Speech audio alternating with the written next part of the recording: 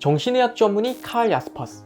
그는 1913년 집필한 정신병리학 총론으로 큰 명성을 얻었으나 당시 고도로 발전하던 과학적 기계 문명으로 인해 현대인이 처하게 된 정신적 위기사항을 의식하면서 점차 철학의 길을 걷게 되었죠. 그래야 오랜 연구 끝에 발표한 현대의 정신적 상황과 그의 대표 주저라 할 수 있는 철학 등을 통해 세계적인 철학자 반열에 오르는 데 성공했습니다. 그리고 나치 정권의 탄생.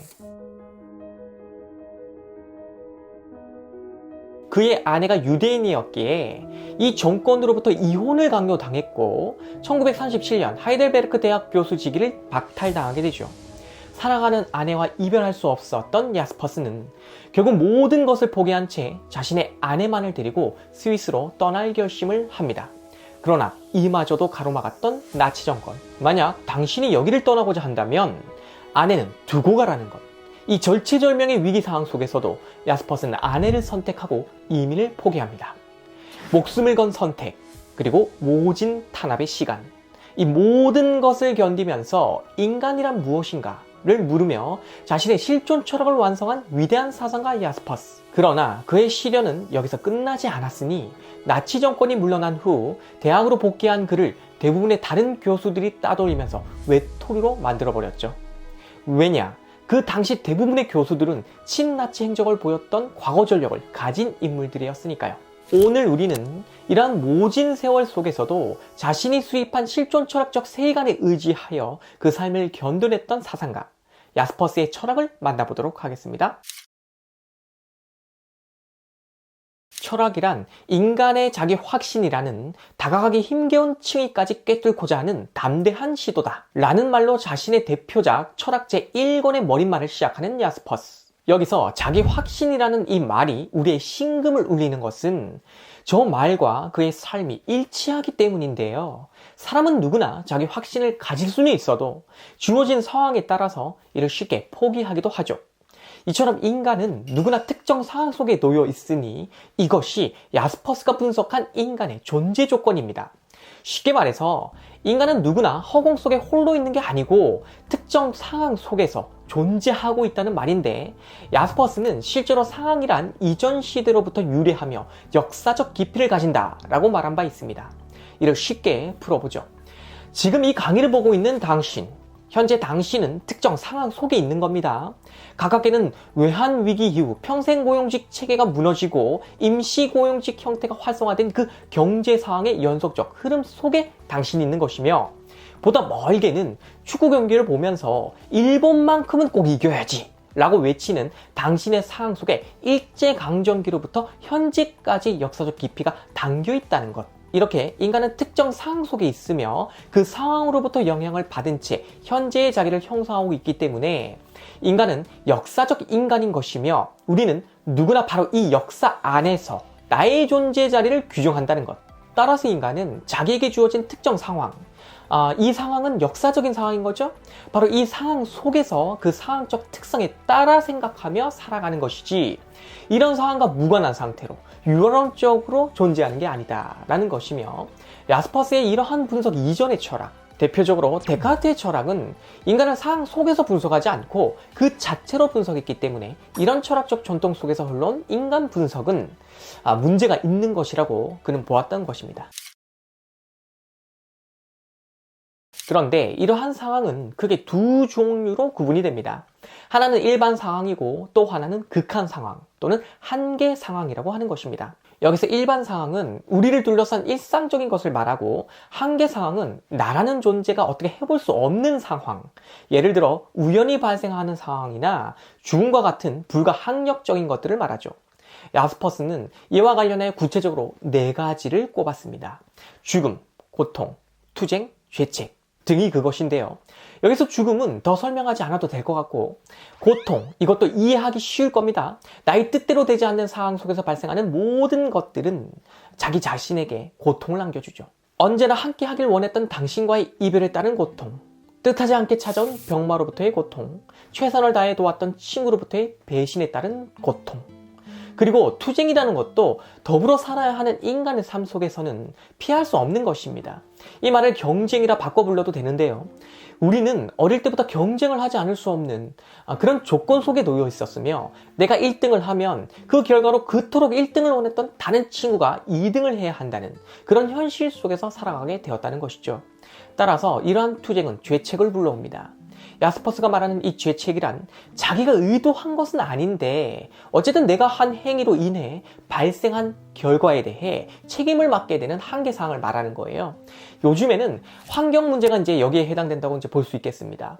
나는 그저 주어진 삶을 살았을 뿐인데 내가 사용한 그 물건들이 지구를 파괴한다 고 하는 이 결과로부터 뜻하지 않게 책임을 맡게 된다는 것. 사실 우리 중에 지구를 의도적으로 괴롭히거나 환경을 망칠 목적으로 지금까지 일회용 컵이나 컵라면 등을 이용해온 분들은 극히 드물 겁니다. 그저 마켓에서 파는 것이었고 우리는 그것을 정당하게 값을 이제 지불하고 사용을 한 거잖아요. 그럼에도 불구하고 당신의 그 행위는 환경 파괴의 원인이었다. 당신이 지금까지 환경과 지구를 망치고 있었다 라는 억울하지만 그렇다고 피할 수도 없는 이런 한계사항에 놓이는 것, 이런 것을 죄책이라고 한다는 겁니다. 어쨌든 인간은 이렇게 존재의 한계사항에 놓여 있다는 것이 야스퍼스의 분석인데 우리 채널에서 저의 불교 강의를 보신 분들이라면 여기서 이 한계사항이 고타마 시타라타가 통찰한 듀카와 일맥상통하는 부분이 있다는 사실을 눈치채셨을 겁니다. 어쨌든 이제부터 우리는 저런 한계사항에 직면했을 때 인간은 어떻게 해야 하는가 라는 물음에 대하여 야스퍼스가 무엇이라고 말하는지 알아보도록 하겠습니다.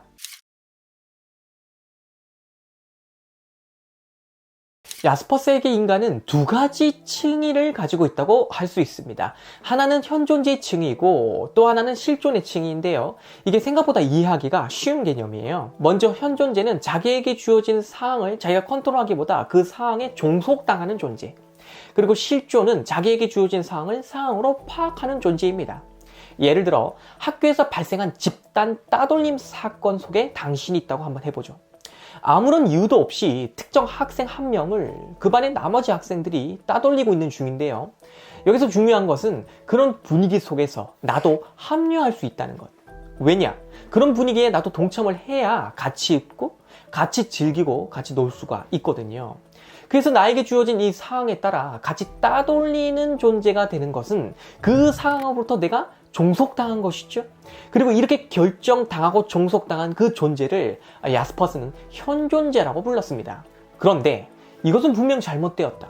우리 반 전체가 다 잘못된 생각에 휩싸여서 비이성적으로 굴고 있다 라는 자각과 함께 바로 저러한 집단 따돌림 현상, 이를 현존재적 질서라 하는데 이 질서로부터 자기가 매몰되지 않으려고 안간 힘을 쓰는 사람이 있을 수 있어요. 바로 이러한 인간을 실존이라고 야스퍼스는 부릅니다. 나치가 제공했던 그 상황에 동화되어 자기를 상실했던 수많은 지식인들과 달리 그 상황이 만든 질서로부터 자기를 지키고자 애썼던 야스퍼스에게 바로 이 실존이라는 개념은 진정한 인간의 모습이었으며 나다운 나를 상징하는 말이기도 한 것입니다. 실제로 그는 이런 말을 남긴 적이 있죠. 대중은 실존 없는 현존재이며 신앙 없는 미신이다. 왜냐하면 나라는 존재가 대중 속에서 몰입되어 있으면 그것은 인간이기는 해도 자기 자신은 아니기 때문이라는 거예요. 본시 대중이 형성한 집단은 어느 한 사람도 실제로 가지고 있지 않은 의견을 대다수 사람들의 의견인 것처럼 보이게 하는 환영을 가지게 만든다고 야스퍼스는 분석했습니다. 우리가 군중 심리에 휩싸여서 특정 학생을 괴롭히고 다 큰 어른들이 특정 상대나 집단을 미친 듯이 싫어하면서 욕을 하고 비난을 할 때가 있는데 특히 정치 분야에서 이렇게 휘둘린 상태로 있는 사람들이 참 많죠. 이때 그 사람은 이름 없는 타자에 불과하며 신앙은 아니지만 열렬히 믿고 있다는 점에서 신앙 없는 미신 같은 것에 빠져 있다는 얘기인데 어느 순간 정신을 차려보면 내가 저 친구를 왜 그토록 증오했고 놀렸지? 라고 했을 때 뚜렷한 이유가 발견되지 않아서 당혹스러워하면서 그때 나만 그런 게 아니야 라고 하면서 다시 그 군중 속으로, 대중 속으로 숨어버린다는 겁니다. 이와 달리 실존은 상황을 상황으로 파악합니다. 그리고 파악을 했기 때문에 이것은 외부로부터 내게 주어진 것이지 곧 그 상황이 나는 아니구나 라고 깨닫게 되며 그렇게 상황을 파악한 인간은 그 광적인 질서로부터 벗어나서 원래부터 있던 자기의 본래 모습을 회복할 수 있게 된다고 하였으니 이것이 현존재와 다른 실존의 모습이라고 야스퍼스는 주장했었죠.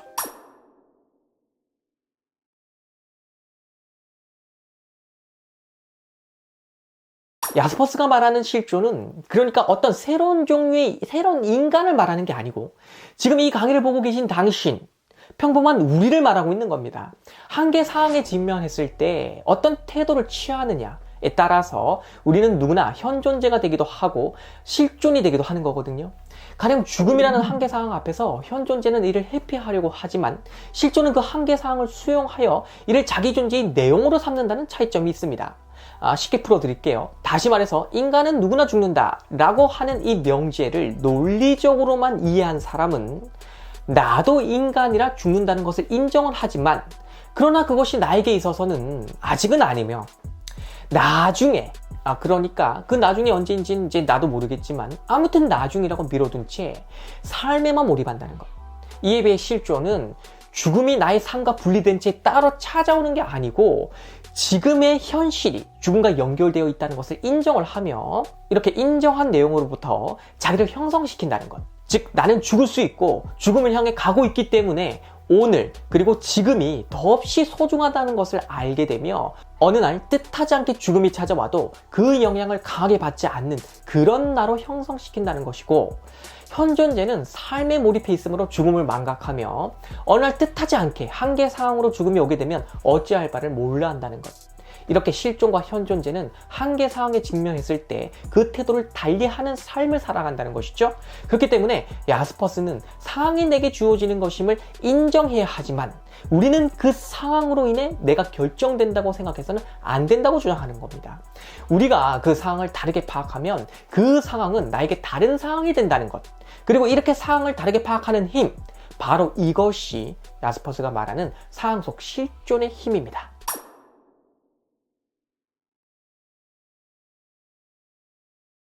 따라서 야스퍼스는 가능적 실존이라는 말을 씁니다.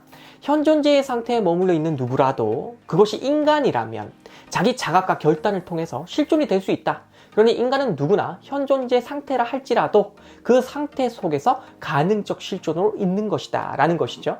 이러한 야스퍼스의 인간 이해는 인간을 고정불변의 어떤 대상으로 보는 게 아니라 변화 중에 있는 인간으로 보며 끊임없는 운동으로 본다는 특징을 가지고 있습니다. 가령 인간은 자기에게 주어진 민족, 인종이나 또는 어떤 성별 같은 거, 그리고 특정한 시대 분위기 이런 것 등등으로부터 자기를 규정하게 되는데 그럼에도 불구하고 인간은 고정된 본질로 규정되는 게 아니며 자기 결단을 통해 새롭게 자기를 창조함으로써 저런 규정으로부터 벗어날 수가 있으며 이렇게 변화 가능한 인간이 인간의 특징이다 하는 것이죠. 하지만 여기서 자기 결단을 통해 새롭게 자기를 창조하는 것, 이렇게 가능적 실존에서 실존이 된 그것은 논리적으로 분석하기가 쉽지 않은 영역이라는 겁니다. 왜냐? 인간은 기본적으로 주객분열의 인식 구조를 가지고 있기 때문이라는 거예요. 자, 여기서 갑자기 좀 내용이 어려워졌는데 여기는 분들이 계실 것 같은데 금방 쉽게 풀이해드리겠습니다. 인간이 어떤 것을 이해하려면 분석할 시간이 필요하죠. 가령 여러분이 스마트폰은커녕 전화기조차 한 번도 본 적이 없다고 해보고 어느 날 문득 최첨단 스마트폰이 그런 상태에 계신 여러분에게 눈앞에 나타났다고 했을 때 이것을 여러분은 어떻게 이해하시겠습니까? 당연히 그것을 파악할 시간을 필요로 하겠죠? 단번에 이해할 수가 없는 거니까요. 이때 이 이해를 하는 과정에 대해 한번 생각을 해보자는 거예요. 우선 저 스마트폰은 하나의 대상입니다. 우리가 인식하는 대상. 그래서 저 대상을 인식한 우리는 저것을 직접 만져보고 이것저것 누르고도 하겠지만 어쨌든 근본적으로는 우리 의식 속에서 저것을 대상으로 기억하면서 모든 정보들을 연결하고 관련 지어가지고 이해를 목표로 지적 활동을 펼치는 겁니다. 이게 이해를 위해 대상을 인식하는 주관과 그 주관이 인식하는 객관의 이분법에 따른 인식 구조라는 거예요. 별게 아니죠. 그런데 여기서 이제 생각해야 될 게 뭐냐면 그런 우리가 자기 자신을 이해하려면 어떻게 해야 할까요? 네, 나를 대상화해야 합니다. 가령 친구가 주는 선물을 나도 모르게 그만 이거 내가 싫어하는 건데? 라고 실수로 말해버렸어요. 이런 나를 이해하려면 우리는 어떻게 해야 할까요? 다시 떠올리죠. 나를 하나의 객관화된 대상처럼 그렇게 대상화해 놓고 그것을 인식하는 가운데 분석합니다. 하지만 본래의 나는 어떻죠? 이렇게 대상화되기 이전의 나, 그게 이제 본래의 나인 것이고 그것이 이 세계와 상황 속에서 살아가는 거죠. 따라서 본래의 나는 객관일 수가 없어요.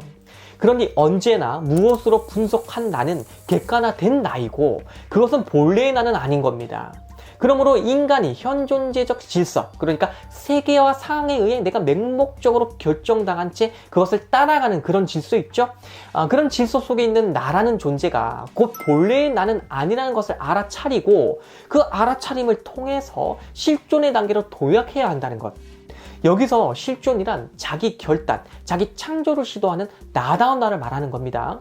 이러한 수준으로 도약하는 그런 나를 객관화시켜서 분석할 수가 없다는 거. 이게 지금까지 우리가 하고 있는 얘기인 것이고, 그래서 야스퍼스는 실존은 어떤 개념이 아니라 일체의 대상성의 피안을 지시하는 지표라고 했는데, 여기서 대상성의 피안을 지시한다는 게 이제 무슨 얘기냐면, 인간이 모든 것을 대상화해서 인식을 하지만 그렇게 대상화되는 성질의 세계 말고 그로부터 벗어난 세계에 실존이 있다는 것.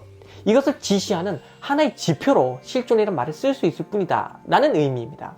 그래서 그에게 실존은 논리적 과정을 통해 해명될 수 있는 것이 아니고 실천을 통해 드러나는 것이다 라는 것이며, 따라서 어둠 속에 묻혀있는 당신의 그 가능적 실존을 조명, 밝혀서 보여주는 것일 뿐이다 라는 게 야스퍼스의 입장이라는 얘기입니다.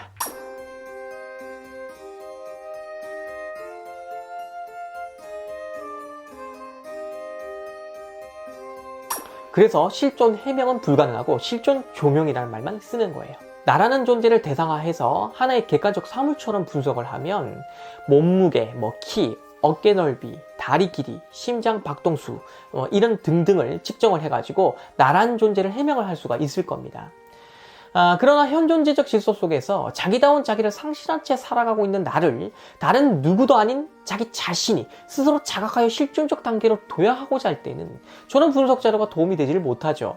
왜냐하면 저것은 현상들의 나열이기 때문에 그렇습니다. 여기서 현상이란 인간이 주객이 분열된 상태에서 파악한 모든 것을 말해요. 그러니까 나라는 주관이 외부 대상, 심지어 자기 자신마저도 객관화해서 파악하는 이 분열적 인식 구조에 따라서 얻는 정보는 모두가 현상이라는 겁니다.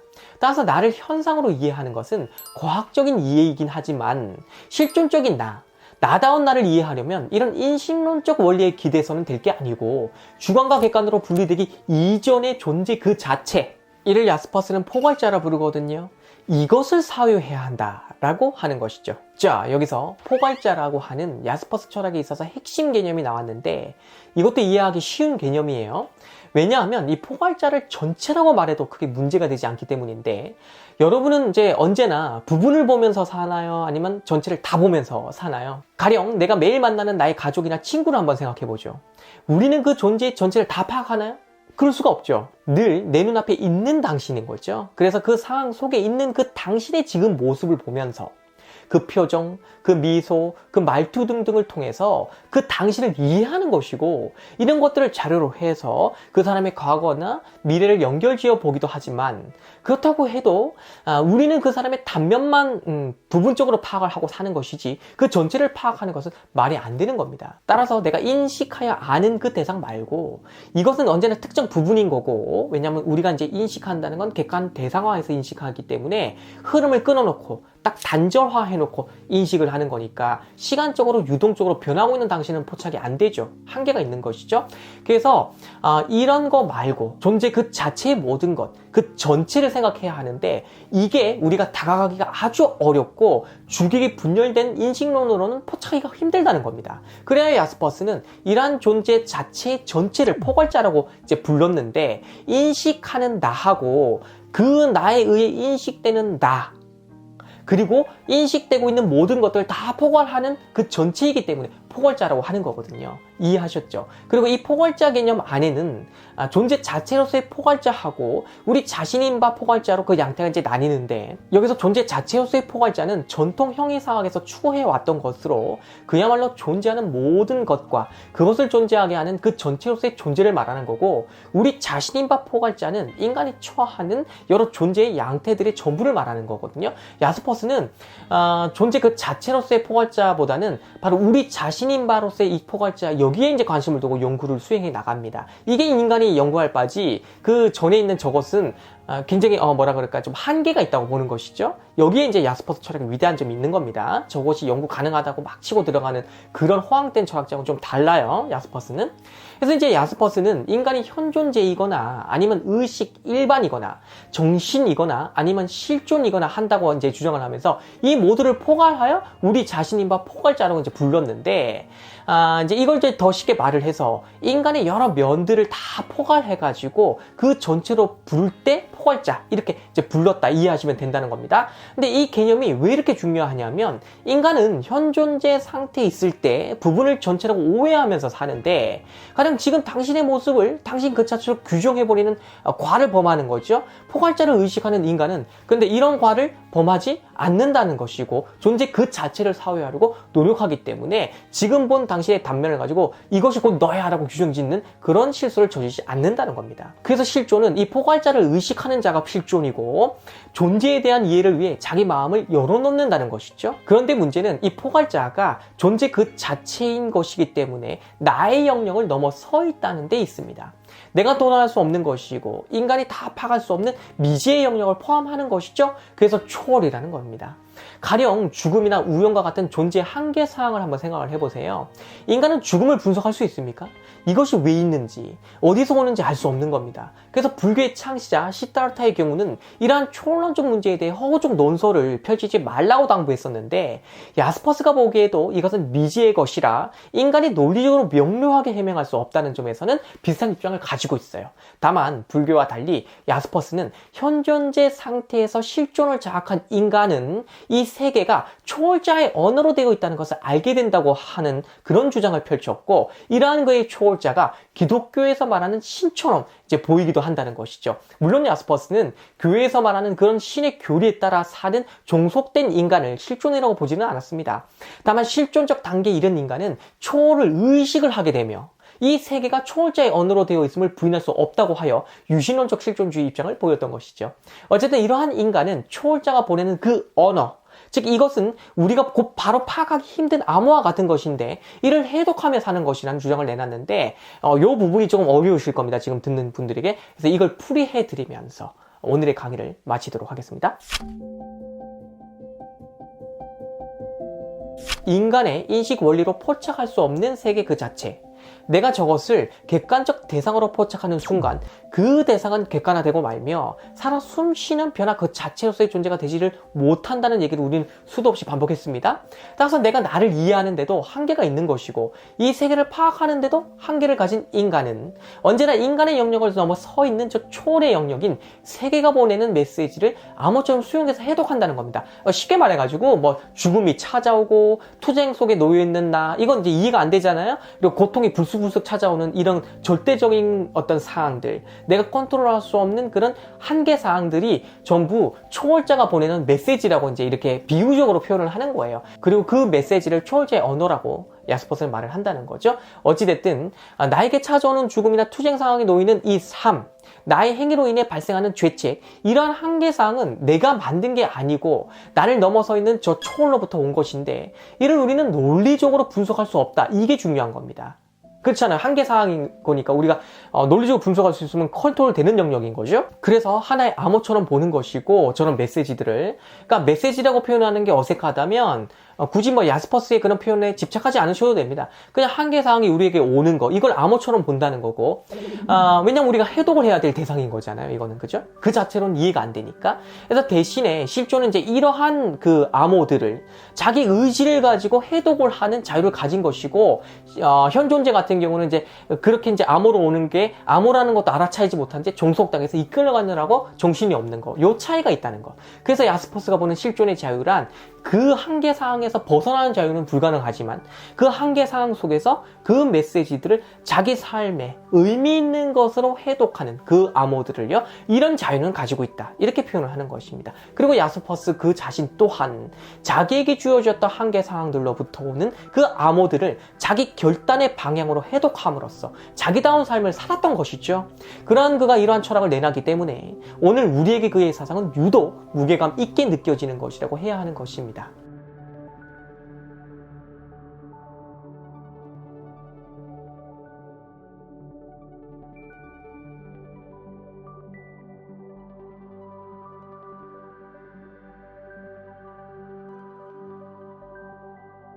자, 이렇게 해서 오늘 저는 야스퍼스 사상을 입문자들이 이해할 수 있는 수준에 맞춰서 요약을 해서 풀이해드렸는데요. 아쉽지만 그의 철학 개념 중 중요한 교제라는 것을 이제 풀이해드리면 좋은데 시간 관계상 좀 오늘은 생략을 했고, 본시 야스퍼스는 이제 나는 교제로 진입하지 않고서는 나 자신이 될 수가 없다라는 말을 했었거든요. 그만큼 그에게 있어서 나라는 존재는 너를 존재로 하는 나인 것이고, 너 또한 나 없이는 너가 될 수 없다는 입장을 가진 채 인간을 분석했는데, 이런 교제 개념 다음에 기회가 될 때 제가 또 풀이해드리는 그런 강의를 마련해야겠다는 생각이 들고, 이 교제 개념을 통해서 사회적 실존으로 나아가는, 사회 실존적 문제로 나아가는 이런 스토리들 재미있거든요. 그래서 다음에 또 강의해드려야겠다는 생각을 해보게 됩니다. 그리고 강의를 마치면서 한 가지 권해드리고 싶은 게 있는데, 우리나라 국립중앙박물관에 가면 현재 금동미륵 보살 방가 사유상이 사유의 방이라는 전시공간에 전시되어 있습니다. 본시 이 작품은 야스퍼스가 일본에 방문했을 때 광룡사에 소장되어 있는 그 방가 사유상하고 형태미가 아주 유사한데요.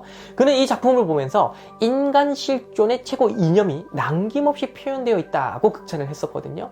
이와 닮은 미소, 그리고 저 일본의 작품도 우리 한반도하고 이제 무관한 작품이 아니라고 밝혀졌거든요. 그래서 뭐 일본 작품이 우리 것이다 이렇게 억지 주장까지 할 건 아닌데, 그 자체로서 위대한 작품이고 현재 일본에 소장되어 있다는 거 잘 인정해 드려야 되는 것입니다. 하지만 그거하고 정말 빼닮은 우리의 금동미륵 보살 방가 사유상이 있으니 그 미소를 여러분들이 방문해서 한번 보시면서 인간 실존의 상태에서 우러나오는 그 미소의 극치, 아름다움의 극치가 무엇인지 한번 느껴보시고, 마치 저 사유상이 현존재적 질서로부터 벗어나 존재 그 자체, 포괄자를 사용하고 있는 듯한 모습이기도 합니다. 그러니 시간적 여유가 되는 분들은 저 작품과 마주한 상태로 현재의 내가 실존으로서 살아가고 있는가, 아니면 현존재로 살아가고 있는가 라는 물음을 스스로 던져보시면서 그 의미를 음미해보는 그런 경험을 가져보시는 것도 큰 경험이 될 것이다 라는 생각이 들어서 권장해 드린 것이니까요. 한번 참고해 보시기 바라겠습니다. 그럼 오늘 강의를 이만 모두 마치도록 하겠습니다.